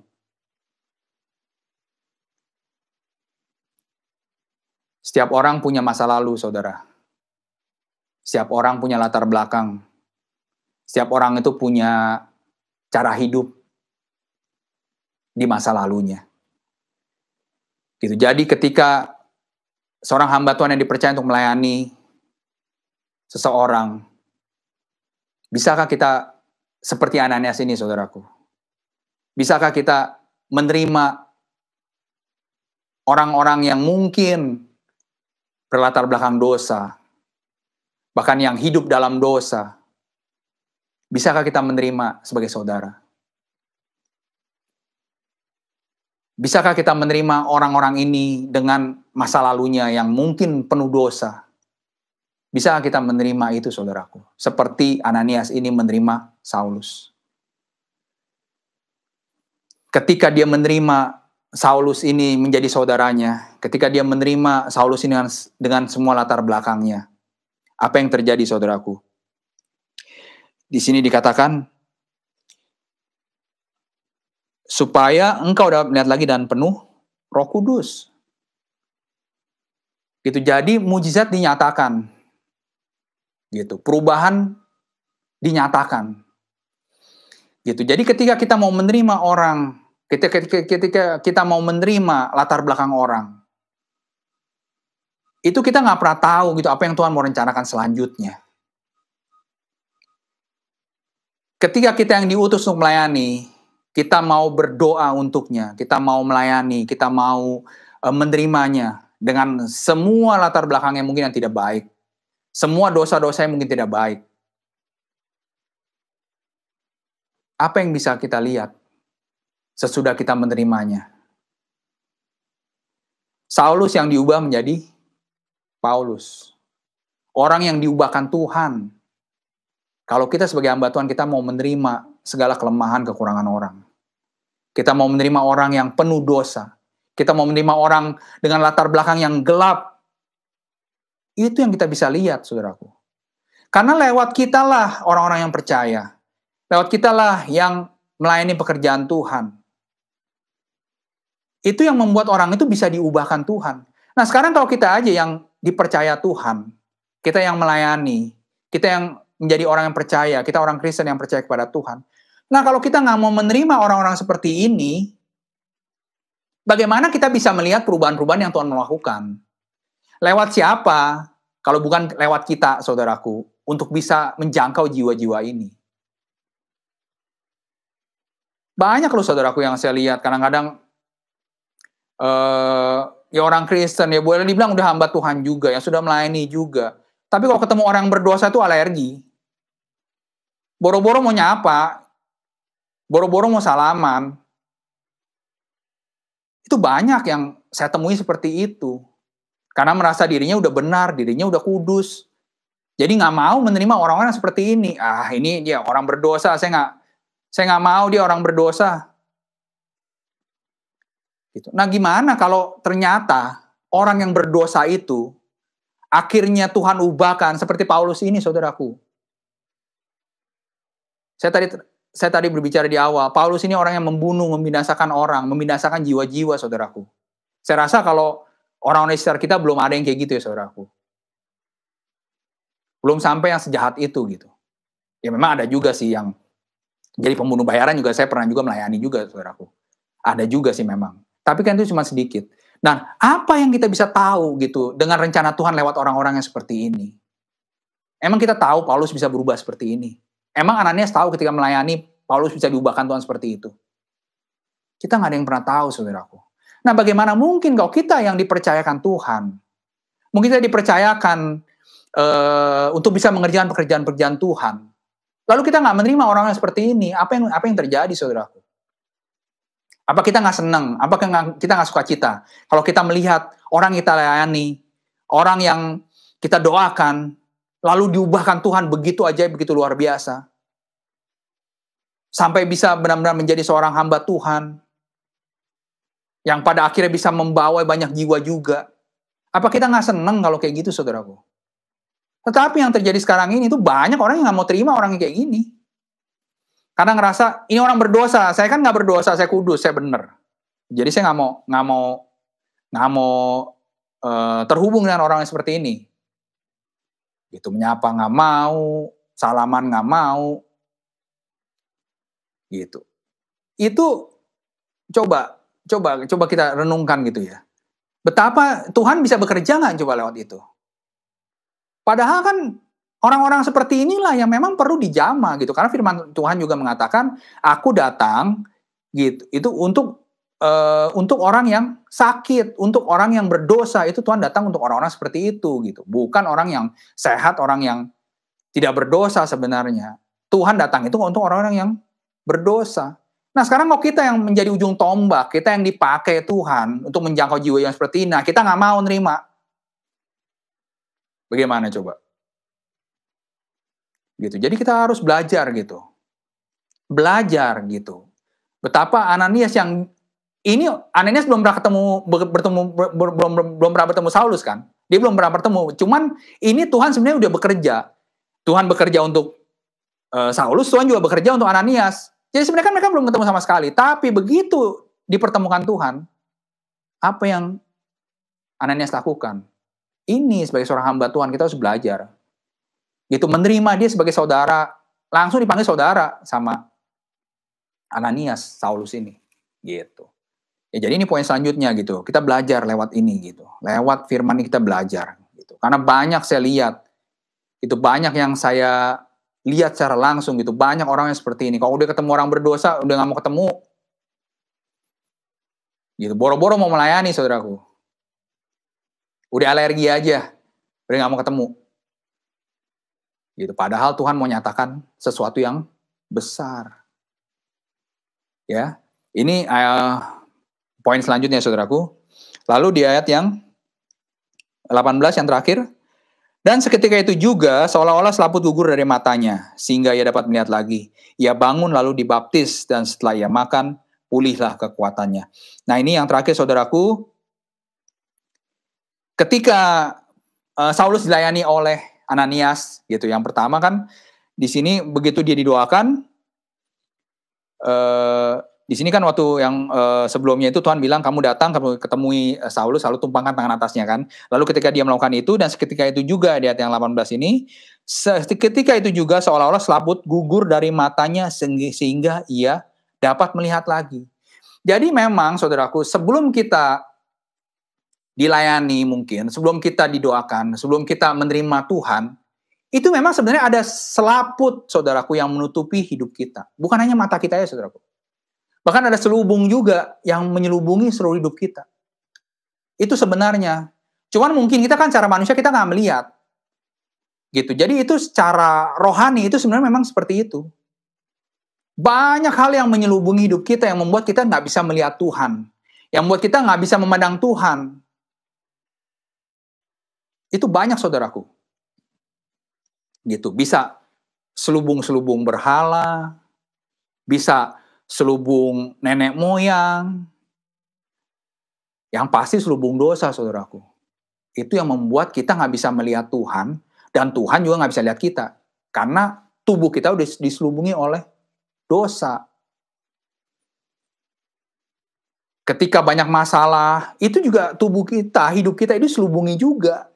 Gitu. Makanya kenapa ketika orang punya banyak masalah, itu susah untuk bisa berdoa datang sama Tuhan. Aduh, gimana ya? Aduh, saya gimana ya? Saya panik, saya gini. Itu karena memang diselubungi sebenarnya. Makanya firman Tuhan bilang apa? Jadilah tenang untuk dapat berdoa. Gitu, coba kita banyak masalah. Ini masalah. Pasti kita bingung. Wah, kenapa begini? Gitu, wah, apa yang saya kerjakan, apa saya lakukan? Nah, bagaimana mungkin gitu kalau selubung itu menutupi hidup kita, selubung itu memenuhi hidup kita, bagaimana mungkin kita bisa melihat Tuhan? Udah nggak mungkin gitu. Makanya ketika kita benar-benar menerima Tuhan, ketika kita menerima lawatan Tuhan, itu baru selaput itu dilepas. Kalau di sini dibilang seperti selaput gugur. Kalau firman Tuhan lain ada selabung yang dicabut. Itu ketika kuasa Tuhan turun, saudaraku. Ketika kita sungguh-sungguh menerima Tuhan, itu baru bisa lepas. Gitu, baru bisa benar-benar kita bisa mendapatkan kebebasan, baru kita bisa mengerti apa maksud Tuhan, apa kehendak Tuhan. Itu kita baru mengerti. Kadang-kadang dulu ketika kita belum menerima Tuhan, ketika kita belum bertobat, kita melakukan dosa kan santai aja. Ada nggak dulu yang melakukan dosa itu langsung udah takut gini-gini? Mikir gitu, wah ini dosa, janganlah. Itu mah kalau udah kenal Tuhan, baru mikir, aduh ini dosa, jangan deh, saya nggak mau ngerjain ini. Kalau belum kenal Tuhan mah, nggak apa-apa lah ini mah, dosanya kecil lagi, nggak apa-apa lah ini mah. Gitu. Itu baru ketika kita mengenal Tuhan, ketika selubung itu dicabut, selaput itu dicabut, baru kita bisa melihat gitu, wah ini dosa ternyata. Gitu. Jadi memang iblis itu menyelubungi kita, saudaraku, membuat kita buta. Gitu. Buta di mata, buta di hati, buta di pikiran. Itu semua iblis kerjakan untuk menyelubungi hidup kita. Yang membuat kita nggak bisa mengerti kehendak Tuhan, yang membuat kita nggak bisa melihat Tuhan. Gitu. Jadi bagaimana mungkin kita bisa menerima yang dari Tuhan? Yang nggak mungkin lah, ditutupin semua. Pasti menerimanya juga yang nggak benar semua. Bahkan nggak bisa menerima sama sekali yang baik. Kalau memang semua masih menutupi. Karena itu memang ketika Tuhan pertemukan dengan hamba Tuhan, Tuhan pertemukan dengan gereja, itu yang membuat selubung-selubung itu dibuka semua. Bahkan kalau di ayat yang selanjutnya ini, ia bangun lalu dibaptis.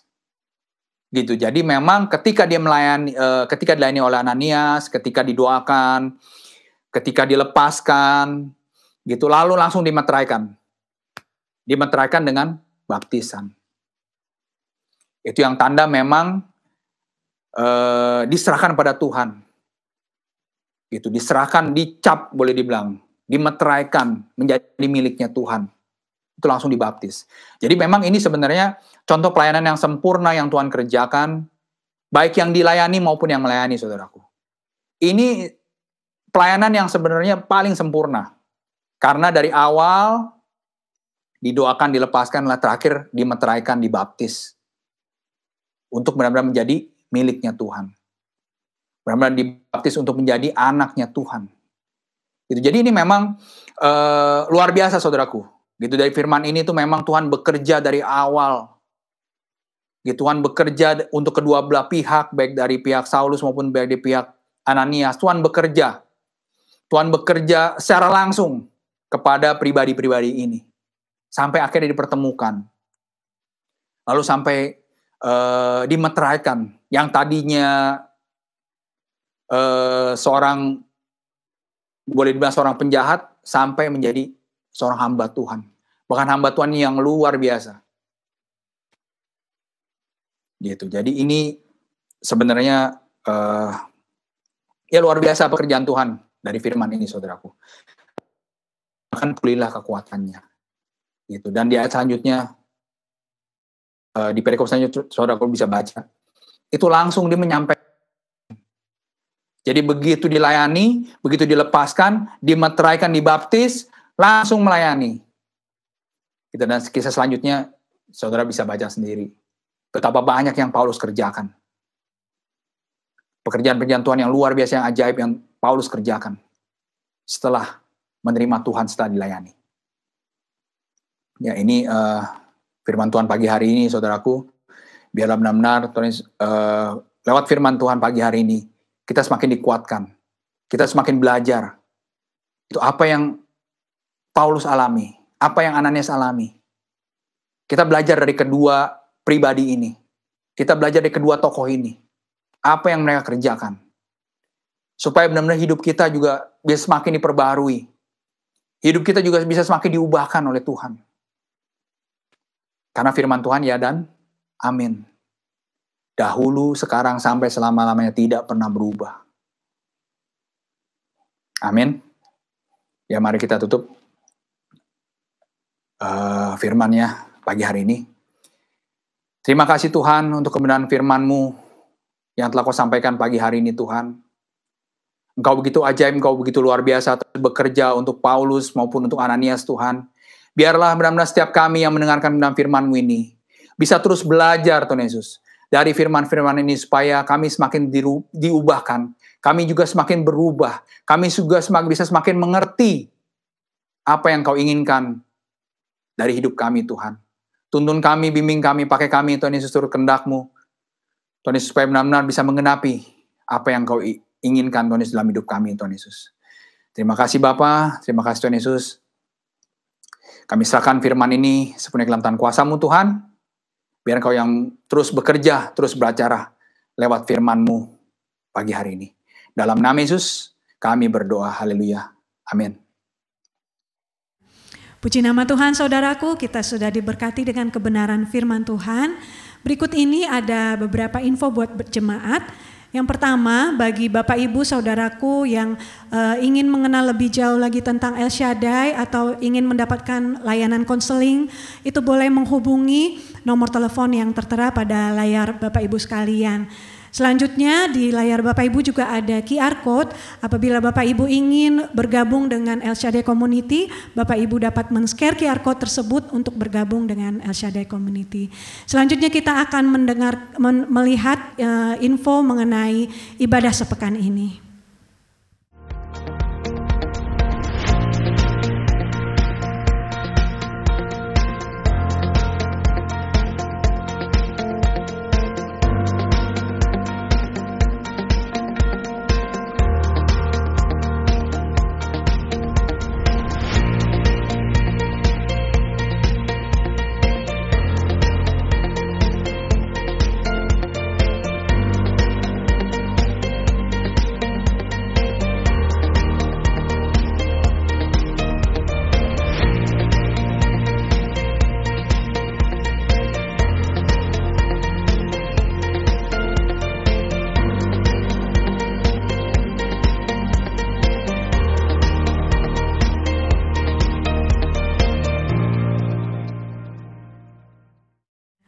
Baik saudaraku, kita akan masuk ke dalam doa syafaat. Saya mengundang semua jemaat Tuhan, mari sama-sama kita bangkit berdiri, kita akan bersatu dalam doa. Mari kita berdoa. Bapa kami yang bertahta di dalam kerajaan surga, Tuhan yang kami kenal di dalam nama Yesus, kami mengucap syukur kepadamu ya Bapa untuk ibadah kami Tuhan dari awal pertengahan sampai saat ini ya Bapa yang sudah boleh berjalan ya Bapa. Kami mengucap syukur ya Tuhan Yesus karena Engkau selalu Tuhan Yesus memberi kesempatan bagi kami ya Tuhan yang rindu untuk datang beribadah kepadamu dan Engkau memuaskan dahaga kami ya Tuhan. Kami mengucap syukur Tuhan untuk hamba-Mu yang Tuhan sudah pakai Tuhan untuk menyampaikan kebenaran firman Tuhan. Biarlah Tuhan Kau mengurapi dia lebih lagi ya Bapa, memakai dia lebih lagi Tuhan dalam pelayanan-pelayanannya seterusnya ya Tuhan, untuk lebih lagi memberitakan firman-Mu dimanapun berada ya Bapa. Terima kasih Bapa, terima kasih Tuhan. Biarlah firman yang sudah ditaburkan menjadi kekuatan bagi kami dalam kehidupan kami ya Bapa. Tuhan, saat ini juga kami mau berdoa ya Tuhan untuk gembala kami ya Tuhan, untuk Ibu Pendeta Marta, Bapak Pendeta Brian ya Tuhan Yesus, yang Tuhan sudah tetapkan Tuhan menjadi gembala di tengah-tengah kami ya Bapa. Mari Tuhan, kiranya Engkau yang senantiasa menyertai ya Bapa, mengurapi lebih lagi hamba-Mu ya Tuhan Yesus. Engkau yang memberikan tugas-tugas ya Tuhan Yesus bagi dia ya Bapa, untuk mendoakan tempat-tempat ya Tuhan, kemanapun Tuhan Engkau menugaskan ya Bapa. Biarlah Engkau memberkati Tuhan, semua tugas-tugas pelayanan boleh dikerjakan dengan baik ya Tuhan Yesus. Tuhan pertemukan Tuhan dengan orang-orang yang baik yang bisa membantu untuk semua pelayanan Ibu Bapak Ibu Gembala ya Tuhan Yesus. Kami menyerahkan keluarganya juga Tuhan. Tuhan memberkati ya Bapa, anak-anaknya semuanya ya Bapa. Juga kami berdoa untuk Ibu Koordinator Umum juga Tuhan, Ibu Lois Sinulinga Tuhan, Kau memberkati juga ya Tuhan, supaya dia boleh mengkoordinasi semua pelayanan di El Shaddai ini ya Bapa. Berkati Tuhan juga keluarganya, anak-anaknya semuanya ya Tuhan Yesus. Tuhan boleh pakai lebih luar biasa lagi, Tuhan yang senantiasa memberkati ya Tuhan Yesus kehidupan keluarga ini ya Bapa. Terima kasih Tuhan, kami menyerahkan Tuhan juga untuk El Shaddai ini ya Bapa, yang Tuhan sudah berikan bagi kami Tuhan, menjadi wadah bagi kami untuk bertumbuh secara rohani ya Bapa. Tuhan memberkati kiranya Tuhan Yesus. Kami berdoa untuk setiap ibadah-ibadah kami ya Tuhan. Biarlah semua jam-jam ibadah di El Shaddai ya Bapa, Tuhan Kau yang pakai Tuhan. Biarlah Roh Kudus-Mu yang bekerja dengan leluasa di setiap ibadah-ibadah kami ya Bapa, sehingga sungguh-sungguh semua yang datang beribadah Tuhan itu boleh mendapatkan lawatan-Mu ya Bapa. Banyak jiwa-jiwa ya Tuhan yang boleh dijangkau ya Tuhan. Banyak jiwa-jiwa yang boleh didoakan ya Bapa. Engkau berkati Tuhan setiap anak-anak Tuhan yang terlibat juga di dalam pelayanan ya Bapa. Engkau yang mengurapi Tuhan, Engkau yang sertai Tuhan dengan tanda-tanda mujizat yang daripada-Mu ya Bapa. Supaya nyata Tuhan kuasa-Mu ada di tengah-tengah kami ya Bapa. Berkati pelayanan kami Tuhan. Kami menyerahkan juga ya Tuhan Yesus untuk tempat ibadah kami Bapa, baik di Jagakarsa maupun di Depok ya Tuhan Yesus, kalaupun sedang mengalami renovasi Tuhan, Tuhan Kau yang memberkati ya Tuhan, Engkau yang mencukupkan segala sesuatu yang dibutuhkan ya Bapa. Dan kami rindu Tuhan Yesus, pada saatnya nanti kalau kami boleh beribadah secara offline kembali ya Bapa, Tuhan biar tempat ibadah kami sudah siap untuk dipergunakan Tuhan. Tuhan berkati semua yang dibutuhkan Tuhan, untuk peralatannya ya Tuhan, bahkan untuk perizinannya ya Bapa, bahkan lingkungan sekitarnya Tuhan, biarlah Engkau yang berkuasa atas semuanya ya Tuhan Yesus. Kami menyerahkan semuanya ke dalam tangan-Mu ya Tuhan Yesus. Terima kasih Bapa, terima kasih Tuhan.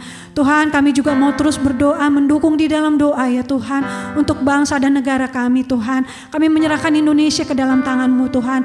Kalau saat-saat ini ya Bapa, kondisi pandemi sudah membaik ya Tuhan Yesus, kami berdoa ya Tuhan, biarlah terus semakin membaik ya Bapa. Tuhan tolong ya Tuhan, kami mau berdoa untuk bangsa kami Tuhan, bebaskan, lepaskan dengan sempurna ya Tuhan Yesus dari kondisi pandemi ya Tuhan Yesus. Tuhan tolong Tuhan, pulihkan ekonomi di negeri kami ya Bapa.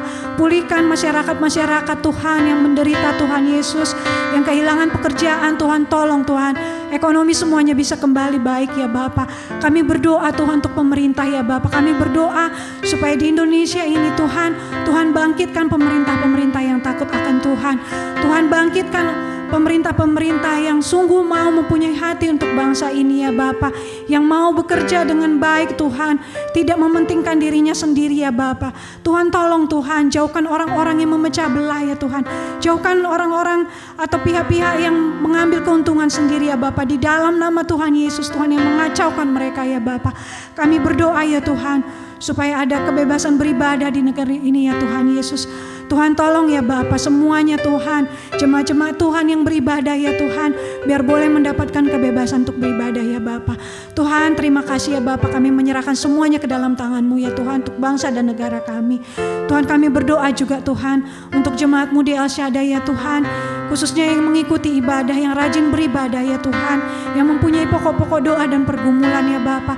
Mari Tuhan, sebelum kami berdoa, kami tahu Tuhan bahwa Engkau terlebih tahu apa yang kami butuhkan ya Bapa. Kiranya Engkau yang berkenan ya Tuhan, kiranya Engkau yang menjamah setiap doa-doa kami ya Bapa. Engkau yang menjawab semua doa-doa kerinduan kami ya Bapa.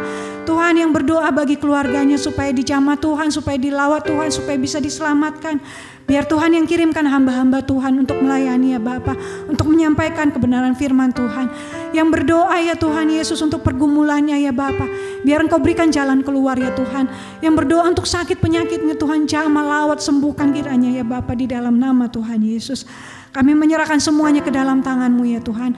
Kami percaya Engkau akan menjawab tepat pada waktunya, dan tidak sia-sia orang yang berharap kepadamu ya Bapa. Terima kasih Tuhan. Saat ini kami berdoa juga Tuhan untuk anak-anak-Mu yang sudah menyampaikan persembahannya ya Bapa, baik itu melalui rekening atau secara langsung. Biarlah Tuhan memberkati persembahan yang mereka berikan ya Tuhan, biar boleh dipakai untuk mempermuliakan nama Tuhan lebih lagi ya Bapa. Tuhan pakai untuk memperbesar kerajaan Tuhan. Tuhan berkati Tuhan, berlipat kali ganda orang-orang yang memberikan persembahan dengan sukacita ya Bapa. Terima kasih Tuhan, terima kasih Yesus. Inilah doa-doa kami ya Tuhan. Kami juga mau berdoa terus Tuhan, kalau sebentar lagi Tuhan akan ada ibadah-ibadah Natal ya Tuhan Yesus. Kami mau berdoa untuk persiapan-persiapannya, segala sesuatu yang kami persiapkan ya Tuhan Yesus, baik di tengah-tengah keluarga, baik di tengah-tengah gereja ya Bapa. Biar Tuhan berkati semuanya itu Tuhan. Biarlah melalui ibadah-ibadah Natal Tuhan Yesus, banyak orang-orang yang mungkin sudah lama tidak datang beribadah Tuhan, bisa kembali datang beribadah ya Bapa, bisa kembali dilawat oleh Tuhan. Dia boleh kembali bertobat ya Tuhan, boleh kembali kepadamu ya Bapa. Berkati setiap ibadah-ibadah Natal Tuhan, baik KKR Natal Tuhan maupun ibadah malam Natal, semuanya ya Bapa. Ibadah sekolah minggu semuanya Tuhan Kau berkati ya Bapa. Biar boleh menjadi sukacita bagi kami mengakhiri tahun ini ya Bapa. Terima kasih Tuhan, terima kasih Yesus. Inilah doa-doa kami ya Tuhan, yang jauh dari sempurna, tapi kami sampaikan di dalam satu nama, nama Tuhan kami yang berkuasa. Dalam nama Yesus kami berdoa mengucap syukur, haleluya, amin. Mari kita berdoa saudaraku. Terima kasih Tuhan untuk ibadah yang telah Kau sertai di pagi hari ini Tuhan. Terima kasih Tuhan Yesus untuk kebenaran firman-Mu yang sudah Kau tabur pada pagi hari ini Tuhan. Biar benar-benar setiap kebenaran firman yang ditaburkan benar-benar bisa tertanam, berakar, bertumbuh, bahkan berbuah lebat dalam setiap hati kami yang mendengarkannya Tuhan. Kau berkati Tuhan Yesus apapun yang kami bawa ke hadapan-Mu ini Tuhan Yesus. Kau berkati Tuhan Yesus semua yang terlibat dalam ibadah pagi hari ini Tuhan Yesus. Mulai dari worship leader, Tuhan Yesus, pemain musik, singer, Tuhan Yesus, tim editing, Tuhan Yesus, tim sosial media, Tuhan Yesus. Semua yang terlibat Tuhan, biar Kau yang memberkati Tuhan. Biarlah apapun yang kami bawa ini Tuhan Yesus, apapun yang kami persembahkan ini Tuhan, semuanya benar-benar bisa menyenangkan hati-Mu Tuhan. Bisa berkenan di hadapan-Mu. Untuk setiap jemaat-Mu juga Tuhan yang sudah bersama-sama beribadah Tuhan, biarlah tangan kasih-Mu juga terus turun Tuhan Yesus untuk setiap jemaat-Mu Tuhan. Supaya setiap jemaat-Mu juga bisa menerima yang terbaik yang daripada-Mu Tuhan Yesus. Supaya benar-benar Tuhan Yesus setiap problem, pergumulan, permasalahan yang dihadapi jemaat-Mu, semua benar-benar bisa mendapatkan jawaban setelah ibadah di pagi hari ini Tuhan Yesus. Nyatakan kuasa-Mu Tuhan, nyatakan mujizat-Mu lewat ibadah kami pagi hari ini. Terima kasih Bapa, terima kasih Tuhan Yesus, dan sebelum kita terima berkat, mari kita doa Bapa kami bersama. Bapa kami yang di surga, dikuduskanlah nama-Mu, datanglah kerajaan-Mu, jadilah kehendak-Mu di bumi seperti di surga. Berikanlah kami pada hari ini makan kami cukupnya, dan ampunilah kami akan kesalahan kami, seperti kami juga mengampuni orang bersalah pada kami. Dan janganlah membawa kami dalam cobaan, tapi lepaskanlah kami daripada yang jahat, karena Engkau yang punya kerajaan, dan kuasa, dan kemuliaan sampai selama-lamanya. Amin. Mari saudaraku, kita angkat tangan kita untuk terima doa berkat. Terimalah berkat rahmat anugerah, damai sejahtera, sukacita, dari Allah Bapa, dari Tuhan kita Yesus Kristus, serta penyertaan Roh Kudus-Nya, yang senantiasa menjaga, menuntun, membimbing, juga melindungi hidup kita, mulai dari saat ini sampai selama-lamanya. Yang percaya, terima dan katakan, amin.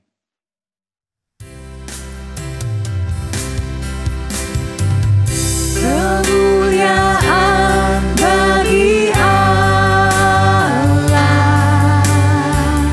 di tempat yang Maha tinggi, kemuliaan bagi Yesus, Tuhan yang meminta atas segalanya, Raja segala, Tuhan yang memerintah, Tuhan yang